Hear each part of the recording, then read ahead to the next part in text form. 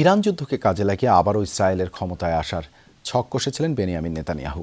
ভেবেছিলেন দেশটি ইসরায়েলিদের সবচেয়ে বড় শত্রু বিবেচিত হয়, বাড়বে নিজ ও দলের জনপ্রিয়তা। চান আগাম নির্বাচন, কিন্তু ঘটল হিতে বিপরীত। জনপ্রিয়তা উল্টো কমেছে ক্ষমতাসীনদের। দেশটির আইন অনুসারে পার্লামেন্টে ৩১ মার্চের মধ্যে বাজেট পাশ করাতে হবে, নতুবা আগামী ৩ মাসের মধ্যে অনুষ্ঠিত হবে নির্বাচন। ডেন্টিস্টের পরামর্শ নাও নতুন কোলগেট অ্যাক্টিভ সল্ট।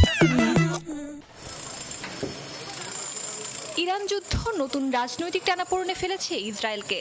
আগাম নির্বাচন এড়াতে দ্রুত রাষ্ট্রীয় বাজেট পাশ করতে মরিয়া প্রধানমন্ত্রী বেনিয়ামিন নেতানিয়াহু।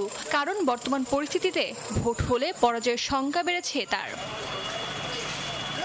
ইরানের সঙ্গে যুদ্ধের শুরুতে হিসাব ছিল ভিন্ন। আলী খামেনি নিহতের পর আগাম নির্বাচনের সুযোগ দেখছিল নেতানিয়াহুর শিবির। মার্চের শুরুতে ক্ষমতাসীন দল লিকুদ পার্টি তাদের জনপ্রিয়তার সর্বোচ্চ হিসেবে দেখিয়েছে, কেননা জাতীয় নির্বাচন হওয়ার কথা চলতি বছরের অক্টোবরে। ইরানের হামলায় বাহবা আর কথিত জনপ্রিয়তাকে কাজে লাগিয়ে আগাম নির্বাচন ও বৈতরণী পার হওয়ার স্বপ্ন দেখছিলেন নেতানিয়াহু। সেজন্য কৌশলের আশ্রয় নিয়েছিল তার দল। সাংবিধানিক বাধ্যবাধকতায় ৩১ মার্চের মধ্যে বাজেট পাশ করানোর কথা নেতানিয়াহু সরকারের। যদি সেই বাজেট পাশ না হয়, তাহলে ৯০ দিনের মধ্যে হতে হবে ভোট। কিন্তু ৪ সপ্তাহ পার হলেও যুদ্ধের মূল লক্ষ্য অর্জিত হয়নি এখনো। তাই আগাম নির্বাচন ঠেকাতে উঠে পড়ে লেগেছে ইসরায়েল সরকার।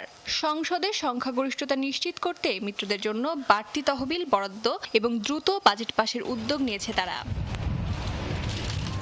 গাজা ইস্যু থেকে দৃষ্টি সরিয়ে ইরান প্রসঙ্গে জনসমর্থন কিছুটা পেলেও ভোটের অঙ্ক বদলায়নি। ২০২৩ সালের ৭ অক্টোবর হামাসের হামলার পর থেকেই নেতানিয়াহুর ভাবমূর্তি পড়েছে প্রশ্নের মুখে। বিশ্লেষকরা বলছে, ক্রমেই জনসমর্থন হারাচ্ছেন নেতানিয়াহু।